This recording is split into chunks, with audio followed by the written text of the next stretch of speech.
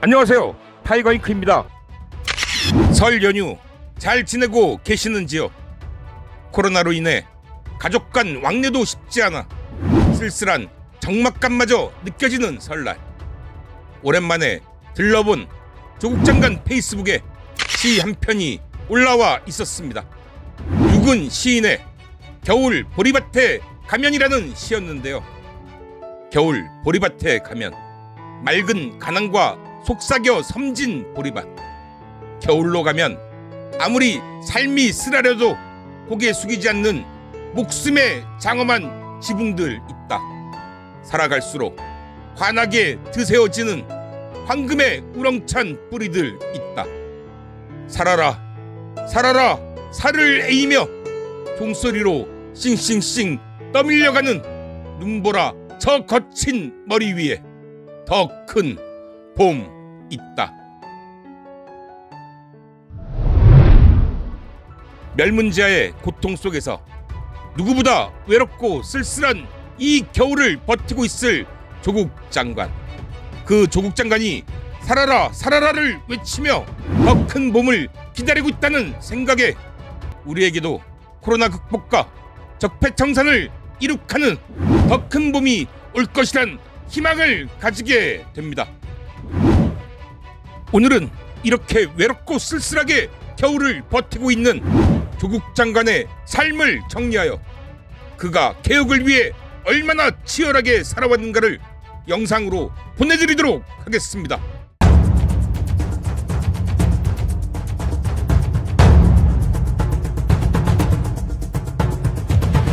1965년 부산 출생인 조국은 같이 놀던 동네 친구들이 초등학교에 입학하는 것을 보며 부모를 졸라 2년 먼저 학교에 입학하게 됩니다. 그러던 그가 부산 해관고등학교 1학년 시절 거리에서 직접 경험했던 부마 민주화 항쟁은 그에게 세상에 눈을 뜨는 계기가 되었습니다. 초등학교에 2년 일찍 입학한 그는 덕분에 서울대 법대에도 최연소로 입학하게 되었습니다. 남들보다 일찍 들어간 대학이었지만 암묵했던 80년 초반 대학가의 분위기는 캠퍼스의 낭만 따위는 없었습니다. 이미 부마 항쟁을 겪으며 독재 정권의 폭압을 경험했던 청년 조국에게 학생운동에 참여하게 된 것은 자연스러운 일이었던 것 같습니다. 20대 청년 조국에게 인생의 전환점이 되는 사건이 발생했습니다. 그것은 박종철 열사 고문치사 사건이었는데요. 20대였던 그에게는 정말 엄청난 충격이었습니다. 박종철 열사는 조국 장관에게 부산 해관고등학교 1년, 서울대학교 2년 후배였고 당시 둘은 형제처럼 가까운 관계였기 때문입니다. 조국은 이후 자신의 활동을 근원으로 들어가면 종철이가 있는 것 같다고 말하곤 했습니다. 또 일종의 부채의식일 수 있지만 종철이가 그리도 바랬던 세상을 만들기 위해 자신의 삶을 기여해야겠다고 말한 적도 있습니다. 그는 그렇게 민주주의를 위해 싸우다 먼저 간 친구들에게 시대적 책임감을 가질 수밖에 없었던 것 같습니다. 그러한 부채의식 속에서 독재 정권의 하수인이 될 수 없다고 선언하고 사법시험 대신 대학원에 진학해 학자의 길을 가기로 결심합니다. 대학원 졸업 후 만 26세의 나이로 울산대학교 교수로 임용된 조국. 당시 최연소 교수로 기록된 그에게 가족들과 주변에선 평범한 학자로 살아가길 바랬습니다. 그러나 교수 임용 바로 다음에 남한 사회주의 동맹 사건, 즉 일명 산호맹 사건으로 구속된 그는 5개월의 옥고를 치르게 되었고 이때 국제 엠네스티에 의해 양심수로 지정되기도 했습니다. 출소 후 동국대 교수로 부임한 조국은 법학자로서 사회개혁을 위한 활동을 시작했습니다.